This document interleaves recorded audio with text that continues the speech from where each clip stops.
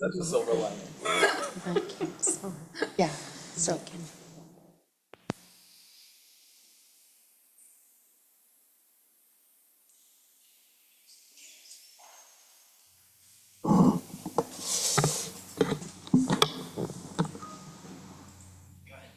We are 4:30.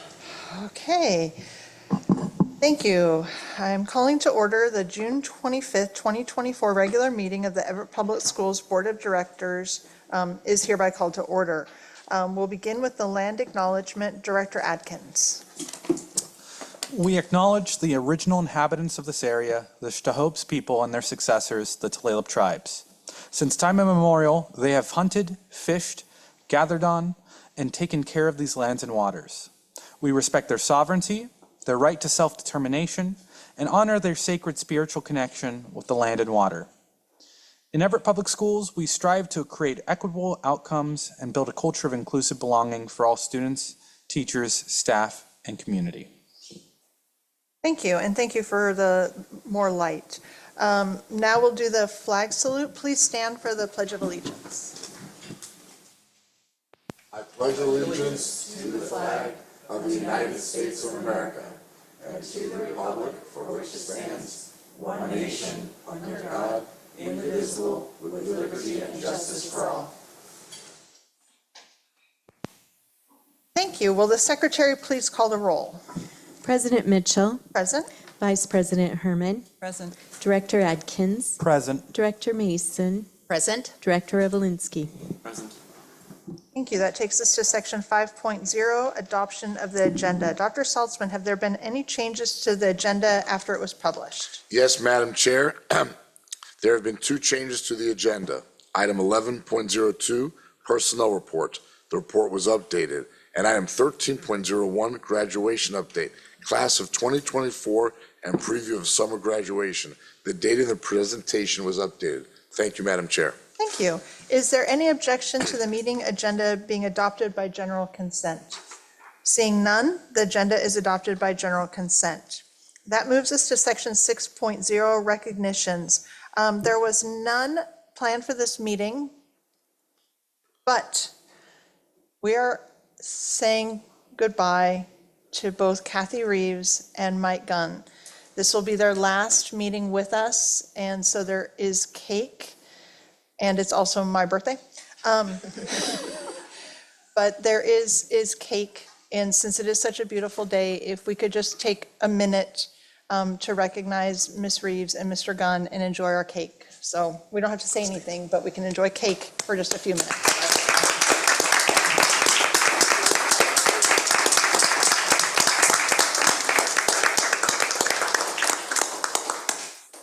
So everybody come get your cake, if you need a little bite while we have our meeting. I'm gonna wait on mine, or you can take it with you before you leave. I'm gonna have it later. But if anybody wants one, come get cake. Yeah, actually, I'll get mine so that I can have one. I think you can live it up today.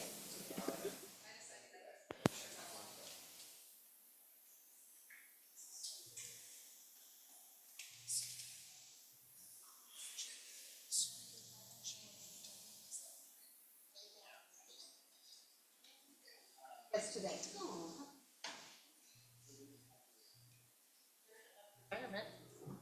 You'll be missed. Yeah.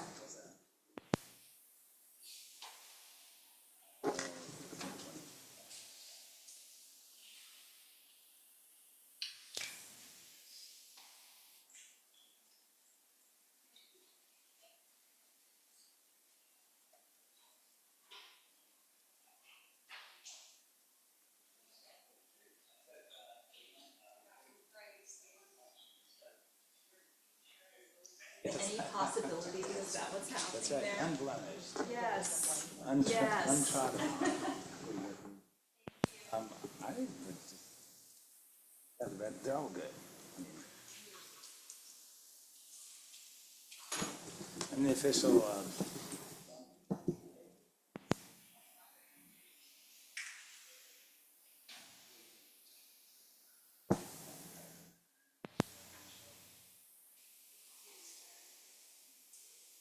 Important though.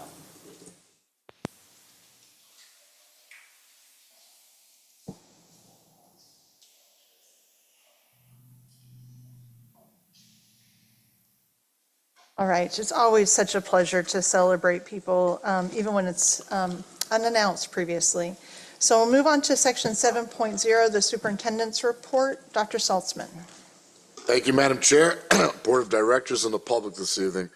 Before I give the workings of the district, I would just like to publicly say a few words about Kathy Reeves and Mike Gunn. Kathy Reeves, you will be missed, and I have to say, I thank you for keeping me organized all the time, and always appreciate the great work that you do. And the communications department was outstanding because of your leadership. And to Mike Gunn, 34 years of great service in the Everett Public Schools district, and you were a pillar of this community and a pillar of this district. So thank you so much, and enjoy those retirement. I know we'll hear more from you down the road. So thank you so much. I'd like to just tell you something that has taken place that many of you may know about. Washington State University in Everett and Everett Public Schools are joining forces for a new partnership. This will help our high school students get into college, stay in college, and finish their degrees. Students will get help with college advising, recruitment, and financial aid. Plus, high school seniors with a GPA of 2.5 and the required courses for Washington State colleges or universities will be guaranteed admission into the degree partnership, which is called DPP. This is incredible opportunities for our students that many of you in the community may not know about. And I would also like to thank Ginny Willard for her partnership with our colleges and universities, the exceptional job that she does every day. These things do not take place unless you have great people like that working on that. So congratulations to Dr. Willard as well. Now I'd like to get to some celebrations that took place and continue to take place. Last week or week before, we had commencements, and it was an outstanding commencement. The joy felt by both seniors and staff when our graduates return to the elementary and middle schools to say thank you is an incredibly moving ceremony, those walks. For the seniors, this visit is a chance to look back on how far they have come since their early school days. And if you ask anybody in the community and the community of schools, they just love that day. For the teachers and staff, seeing their former students come back as confident and successful young adults is so rewarding. It shows them that their hard work and dedication made a difference in their students' lives. These visits also inspire our younger learners, showing them what they can achieve with perseverance and dedication. When students graduate, it is the hard work of the entire system, from pre-K to 12th grade, and let's never, ever forget that. Now, the class of 2024, what a wonderful day. We proudly celebrated nearly 1,300 seniors as they walked across their stage to receive their diplomas. It was a joyous occasion for our family, staff, and friends, filled with pride and excitement. Watching our students achieve this milestone and prepare for life after high school is the heart of what we do every day. And looking to that arena that day on Saturday, it is an exceptional moment for our entire community. A full arena on a wonderful, wonderful day. Well, guess what? We're about to head into summer. And when you have summer, there's still preparation for 2024-2025 school year, which is already underway right now. This summer, EPS Learns 2024 is offering an incredible lineup of over 100 courses designed to enrich the skills and knowledge of our dedicated staff in their mission to support our students. Each session aligns our strategic plan, giving all EPS employees the opportunity to learn, grow this summer, and to enhance their skills. Kudos to Dr. Shelley Bowden in the academic side of the house, and to the Peter Scott in the teaching and learning side of the house, and to our regionals to help make this all come to fruition. I would like now to take time to thank you, our students, our staff, our parents, our community, for a fantastic school year. I hope everyone does have a great summer. It is so well deserved. I also would like you to refresh, read books, play games, go swimming, do some hikes, and enjoy the beautiful Pacific Northwest. But be safe and have fun with your friends. I am proud of everybody, every student and every staff member that helps us get to this place. Lastly, July 4th will be upon us, Independence Day. Please remember to be safe using fireworks. Have a good time with family and friends. But again, please be safe and no fireworks on our school grounds. I wish everybody a wonderful summer. Much appreciated. Thank you. Thank you. That moves us to section 8.0, board comments. Director Herman, do you want to start us out tonight? Sure, happy to. Thank you, Madam Chair. First of all, Ms. Reeves and Mr. Gunn, just once again, you will be very missed around here. So this is, again, bittersweet. But a couple things I wanted to mention. I was able to participate and observe the Project Search graduation over at Providence Hospital. And what a great program we have there. I hadn't realized the depth of the experience that those students are able to have, the internships that and the relationships that are built. So it was a wonderful experience seeing those students get up and celebrate the end of the year. And I want to say a big thank you to Phil Schmidt, the Project Search team, and Providence Hospital for that partnership with our district.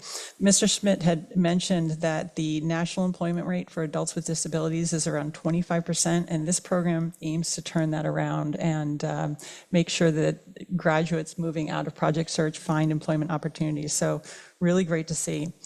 I also was able to observe the grad walk over at Jackson Elementary School, and as we've already heard, what a wonderful tradition. I love that our schools do that.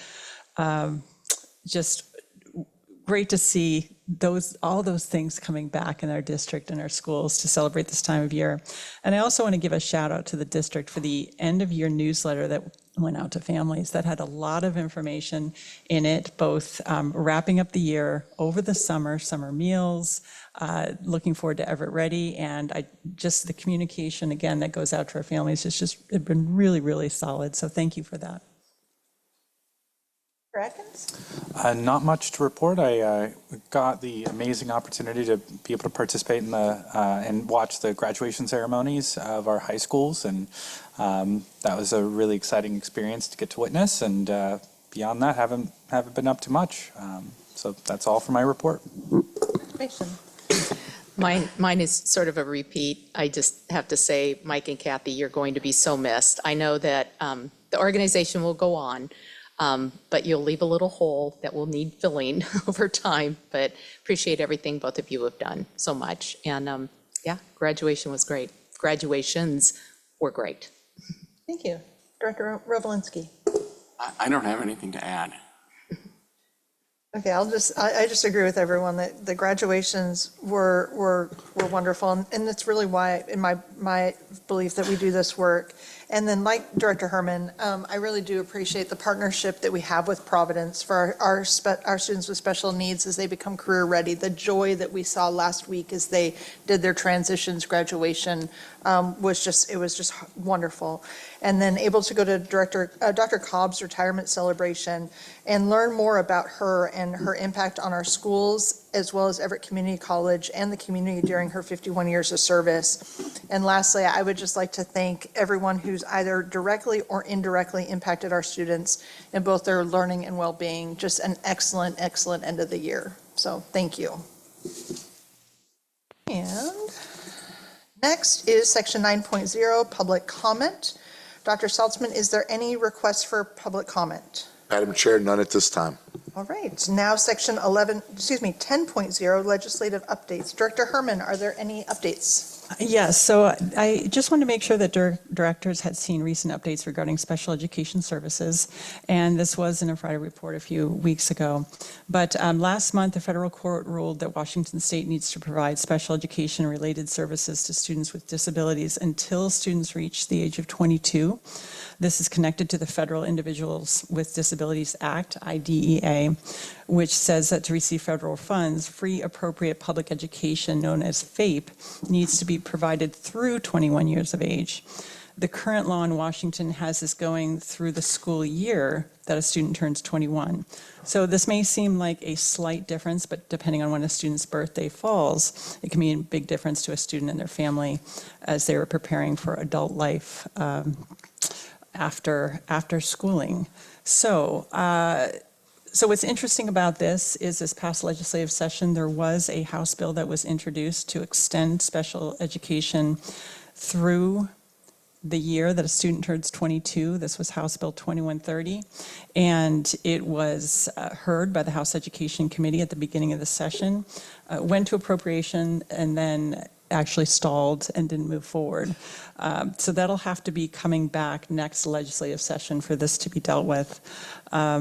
The issue will likely be whether to stop services at a student's 22nd birthday or to extend those to the end of the school year.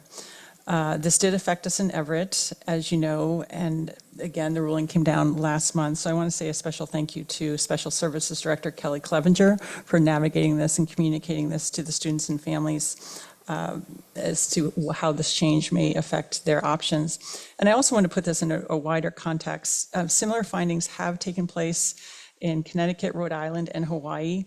In 2021, Maine actually, in seeing the court ruling, they went through their legislative process and changed the cap to 22. And then some states actually go beyond that. Michigan actually has their special education cap set at 25 years of age. So it'll be interesting to see what the legislative session brings for next session on this. And of course, we want to make sure that it is inclusive of funding. Thank you. Thank you. And we heard a little bit about that last Tuesday at the transitions, because the staff told us that one of the students had elected to stay until they're 22. Then I also was told that another student, the parents learned they could stay until they were 22, and the student said, no, I'm graduating now. I have a job at Providence. So having that choice, I thought was wonderful. So thank you for that. Now we'll move on to section 11.0, the consent agenda. Dr. Saltzman, have you received any questions about the consent agenda? Thank you, Madam Chair. In the case of this consent agenda, the superintendent's office did not receive any questions on the consent agenda. Thank you. First, does any director wish to remove an item from the consent agenda and place it in the new business section of the agenda? Okay. Is there any objection to adopting the consent agenda by general consent? Thank you. Seeing none, the consent agenda is approved by general consent. That moves us to section 12.0, strategic progress monitoring, and there is none for this meeting. Then that moves us to section 13.0, information and discussion. And first is the graduation update, class of 2024, and preview of summer graduation. Dr. Willard. When most of it was covered because we were there, so it was great.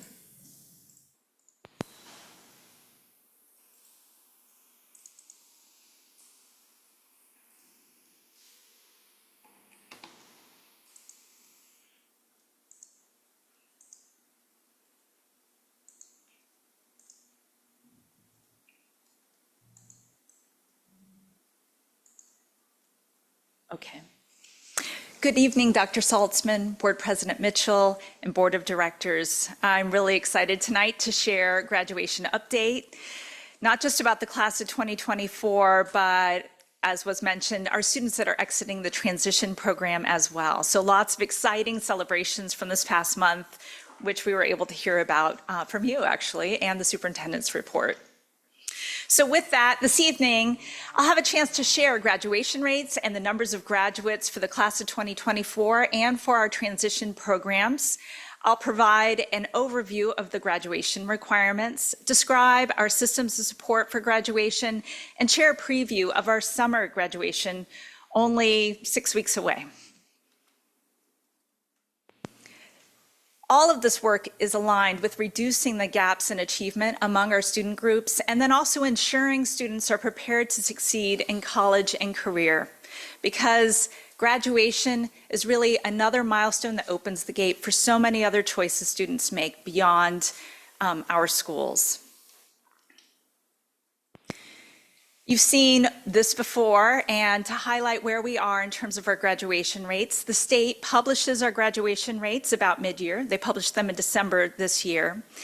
What you see here is that we see an ongoing trend of growth in our district and across the state, and then also maintaining a gap that has existed for quite a while in terms of the state's rates and our own. It maintains at 10% or even larger, depending on which school year you look at. For the 22-23 school year, when you look at the class of 2023 that graduated a year ago, you will see that our graduation rates increased by 2.1% and that the state's rates increased by 1.3%. So positive growth across the state and also here in our very own district. In terms of the numbers of students who graduated from the class of 2024, here is a summary from what we've seen this month, and it changes, I'm going to tell you, even today. But here we go. We had 1,255 graduates. We have 19 students that are continuing to transition programs that are in the class of 2024. We have 4 students who are continuing until summer graduation, and we have 9 that are continuing as fifth-year seniors. Now, it's going to be many months before we see rates like we did in the last slide because it moves every day. We have students that we're going to re-engage that are on our dropout list, make sure that they have an opportunity to come back to school. We have students who are going to make choices about where another program might fit them best. And so all summer, we're working with individual students to finish to graduation or make sure that they have options along the way. So probably 5 to 6 months from now, I'll give you an update on where we are at this moment and where we kind of landed. So here's raw numbers. So now let's take a look at each of the high schools. For Cascade High School, we had 360 graduates so far, 5 that are continuing to the transition programs, 1 that is continuing into summer, 1 continuing as a fifth-year senior. If you follow below to Everett High School, 331 graduates, 6 continuing in transition programs, 2 continuing until summer graduation, 6 continuing as fifth-year seniors. For Jackson, 509 graduates, 8 students continuing in transition programs. We have no students that need the summer or will continue on. And for Sequoia High School, 57 graduates and 1 student continuing as a fifth-year senior. And I know it was already highlighted, but just to give some numbers behind that, Project Search and our transition program Strive and Goal are our programs for our students with IEPs that now we have it open until the age of 22 until we find out more information. We had 8 graduates from Project Search and 4 graduates in our transition programs. And we actually have 4 students that decided to continue on and will stay with us. When it comes to graduation requirements, we talk about 3 key areas that students need to meet in order to graduate. The first is the high school and beyond plan. This is the area that students start in 6th grade, actually maybe doing it outside of school and thinking about their future might be part of it. But each year, starting in 6th grade in Navient, students complete tasks, complete a survey that is their high school and beyond plan.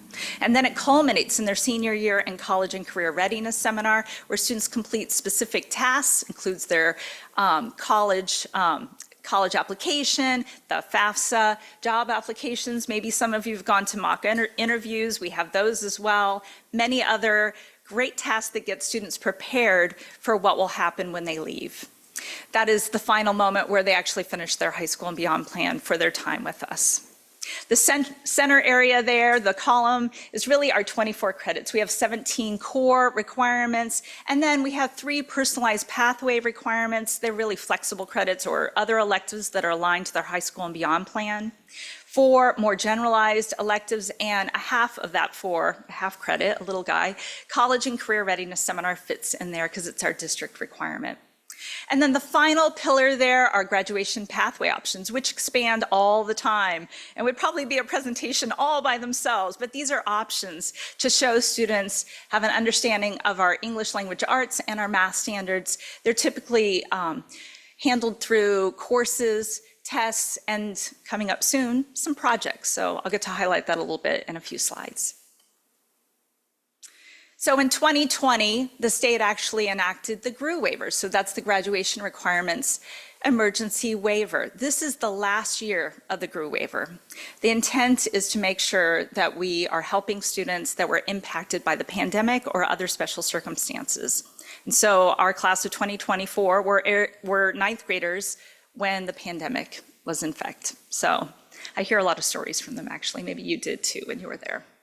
So this time, though, the waiver is a little different than it was previously. Students who are eligible have up to 1 core credit that can be waived. It could also be a flexible or elective credit waived as well, depending upon what they need.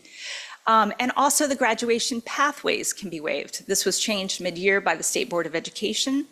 And what it means is that for English language arts or the math graduation pathways, they can be waived as long as the student hasn't also had a core credit in English language arts or math also waived. So they can only have one or the other in math, one or the other in English language arts. So again, this will be the last year, as far as I know today, for the GRU waiver.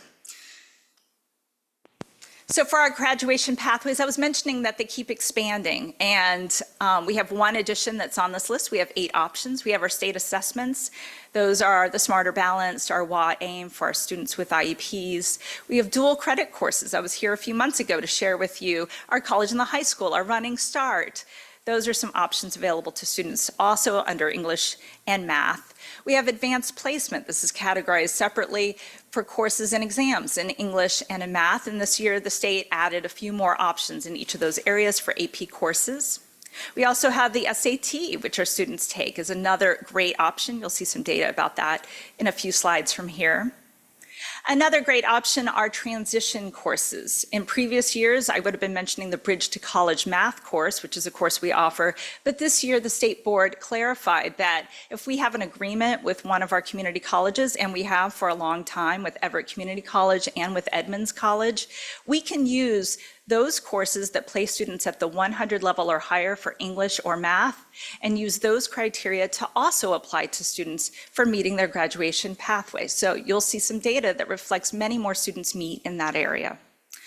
Starting next year, we'll have the performance-based options. We actually have those in place. So we have some projects that will become part of college and career readiness seminar that students will have in place so that they can meet their graduation pathways while they take one of our district's requirements. And the focus on those will be about post-secondary readiness for the English, and they have some assignments that go along with that on a lot of different choices, and financial literacy around the math piece. So it expands on some of the pieces that are already in the course and allows them to go deeper and also meet another requirement. We also have the Armed Forces Vocational Aptitude Battery, the ASVAB, which is available, and then CTE pathways, which continue to expand. We have our state pathways, and we also have many local CTE pathways as well. So for the class of 2024, many students met the graduation pathways in many different ways.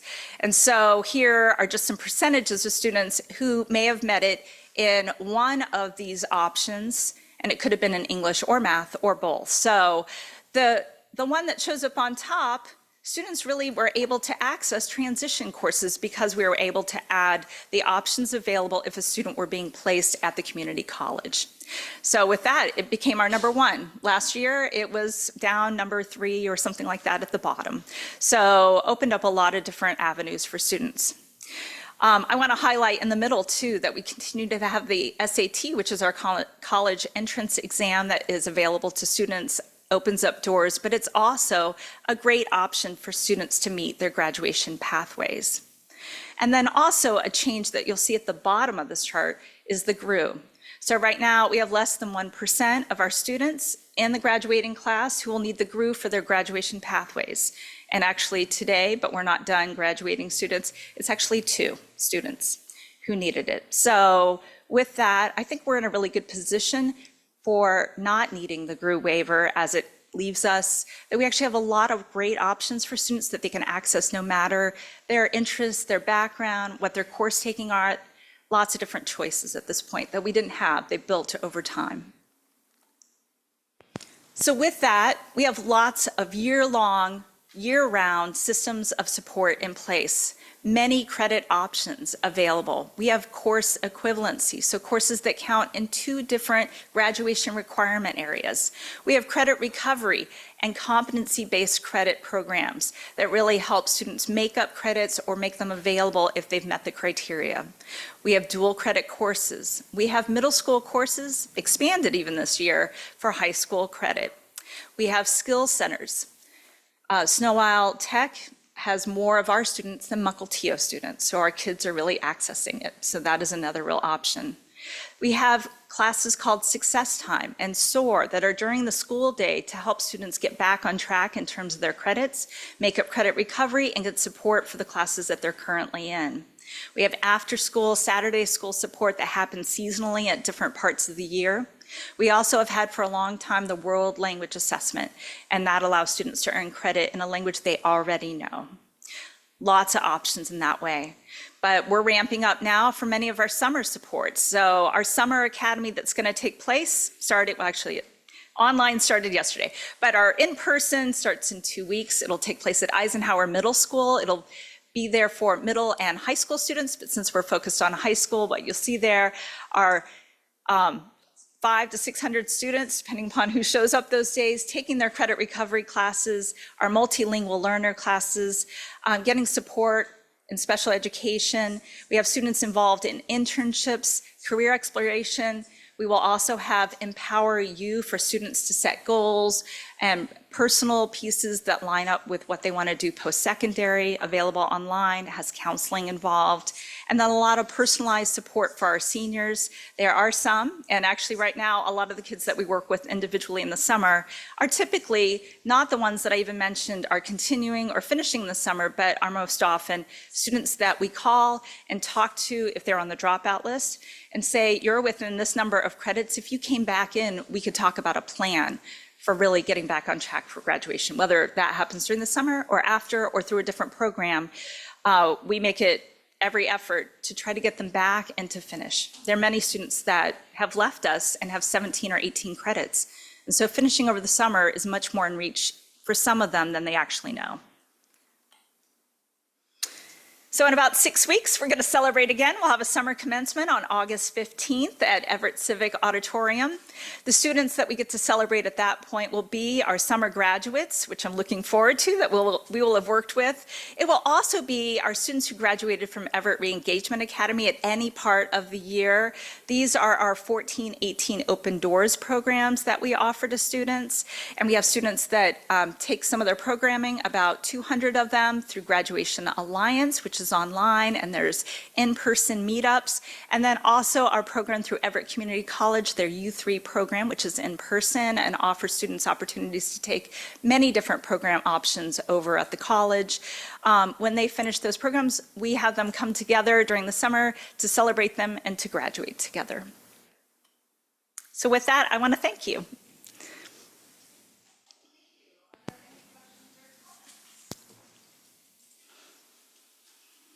Go ahead, Dr. Herman. First, thanks. I always love hearing about graduations, and it's really great news. In fact, earlier this year, there was a director in another school district that said, how do you get graduation rates so high? And I was, What's the secret sauce? well, and part of that is my question then, is it feels as though we have a lot in place Yeah. to really support students where they're at, where they're facing challenges to get to the finish line of graduation. Do you see any next steps that we can be doing as a district that we don't already do? And you don't have to answer that tonight. I think about it every day. I think it's always evolving. We're always evolving. The actual requirements change, so that also leads to it. But it's taken a lot of years to arrive at that place where we can land on many things that are very much part of our system. I think areas where we just get stronger, it's not that we don't do them, is anticipating senior year. What happens right now for the juniors rising into being seniors lines them up with lots of different ways to get there, where we can focus on the few students, and it really is, in the big scheme of things, a few students that need more or extra, or surprise themselves and didn't quite do the way that they expected to, and we're there to support them or get them back on track. So I think that we build bandwidth for really supporting like a small group of students, and we get better at that each year, and I think that's just areas that we just keep improving at. So one of the things I noticed, just to take us into that a little bit, is that in our graduation data, because I look at it all the time in different ways for different reasons, but our rates look really different in that our 4-year and our 5-year almost match up. So if kids are going to graduate, they're probably going to graduate on time. They're not really needing another year because we really do anticipate what they're going to need at the end. And so that looks really different than the states, which most districts look like that, two parallel lines that head up. Ours actually start to close in a lot.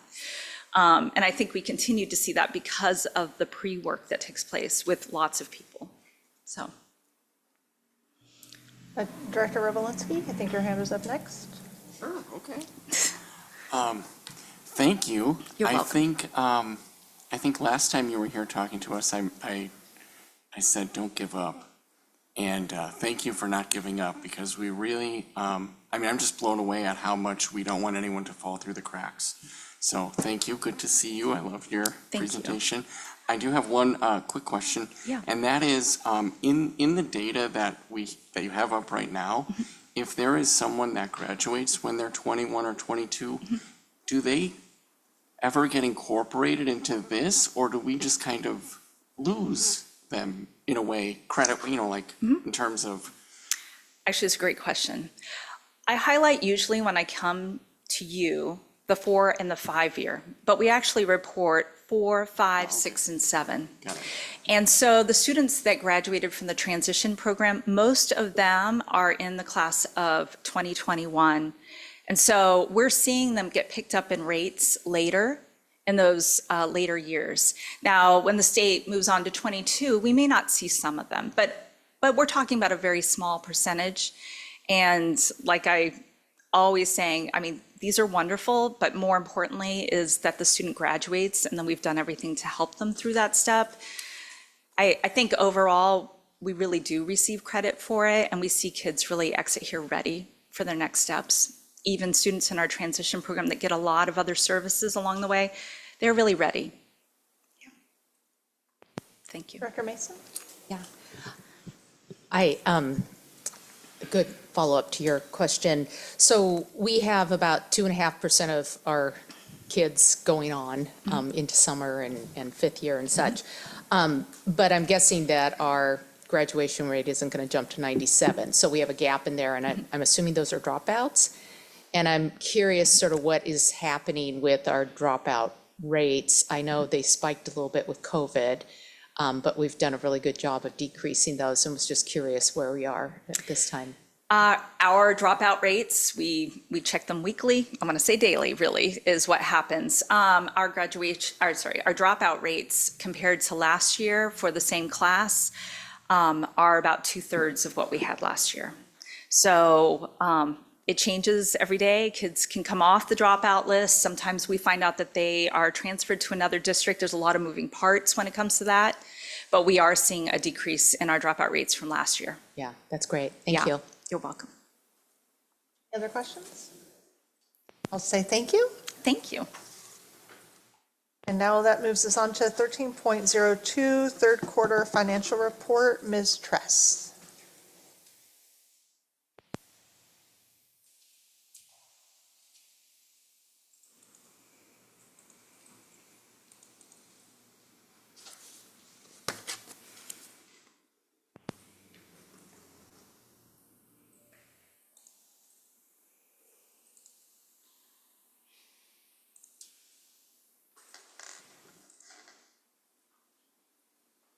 Nope. Click on it from the Zoom.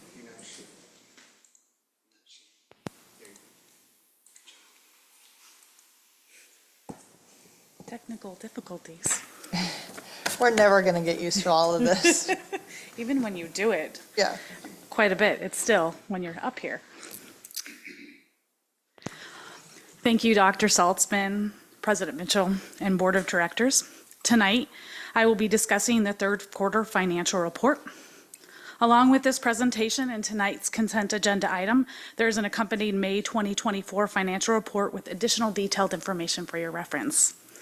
I just want to say what a difference a year makes. Last year, we were looking at making a significant amount of reductions of our staff, and I think it's a highlight to the commitment from not only everyone in this room, but also just the staff overall. And we are in such a different position than we were last year. And so I think we need to highlight that as we go into this year and then looking at the first reading for next board meetings as well. So tonight I'm going to discuss the general fund, its enrollment, revenues, expenditures, and fund balance. Additionally, I will review the district's 4 other comprehensive funds, which include the Capital Projects Fund, the Debt Service Fund, the Associated Student Body Fund, and the Transportation Vehicle Fund.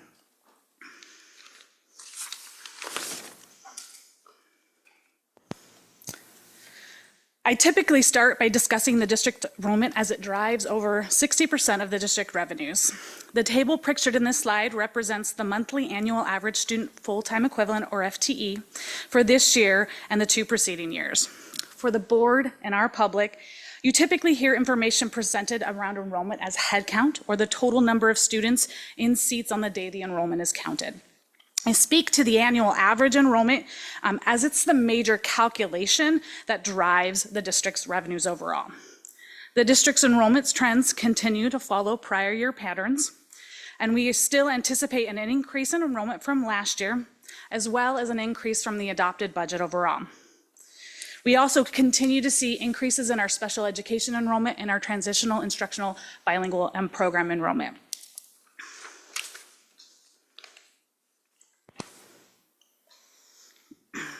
Diving deeper into revenues, this table represents the prior 3 years monthly revenues. As you can see, our revenue trends follow consistent patterns overall.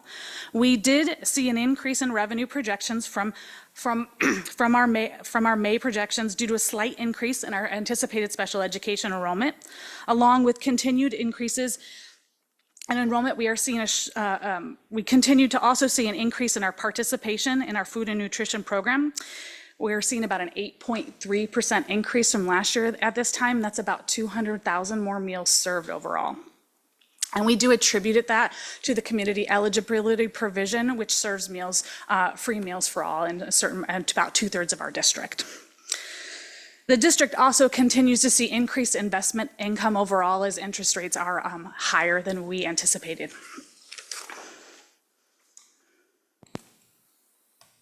Now reviewing overall expenditures. Expenditures are projected to be within board authorized appropriations. However, I am projecting expenditures to be within about 1.2 million of total authorized authorized expenditures. As I mentioned while discussing the April financial report, projected expenditures are within less than 1% of our total approved expenditures. So I am monitoring to determine and assess if a budget extension is needed. And this really is driven by new accounting rules, which requires districts to recognize all of their long-term subscriptions for IT as well as leases in the year that they sign the contract or initiate the contract. So it grosses up our revenues and grosses up our expenditures at the same time and has no impact to fund balance. We anticipate that to be about $2.8 million for this year. For the public and the board, a budget extension is a process to increase total authorized expenditures. The board has to approve this increase during a public hearing similar to our board adoption process. This has happened in the past. In 2022 and in 2019, we did do a budget extension for our capital projects fund. The law also requires the district to have any budget extension approved prior to the August 31st meeting. And if there is a need, we will bring it to you in the August 27th regular board meeting. I also want to highlight that there was really no major changes from projections from last month to this month overall. We still are seeing an increase in our material supplies and operating costs. That's offset by our decrease from our budget and staffing costs overall.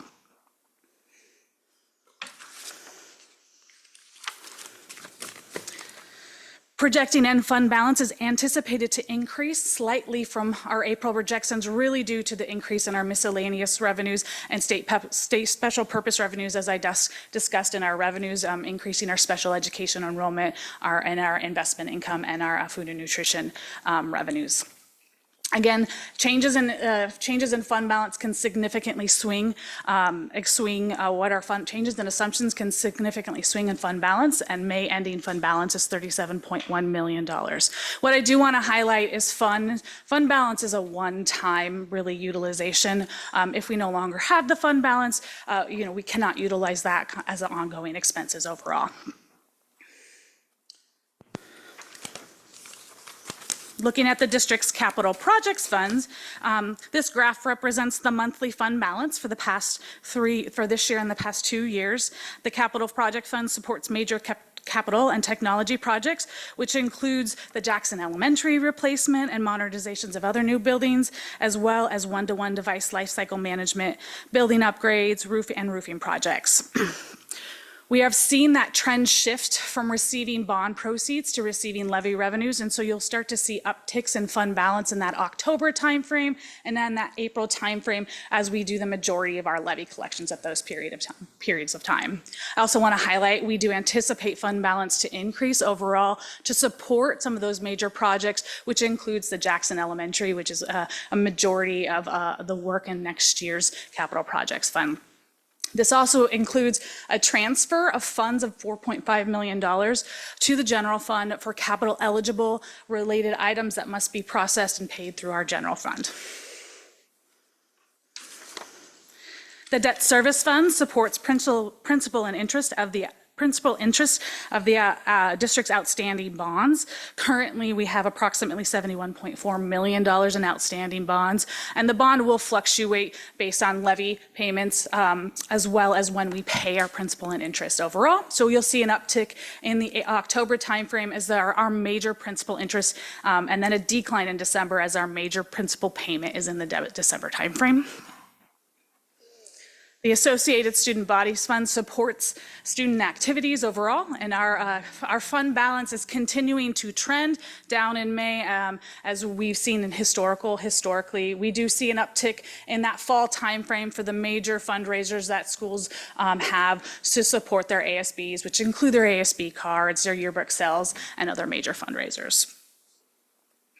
The Transportation Vehicle Funds supports district-owned school buses, and we do anticipate about $236,000 in state revenue to be received in the August timeframe.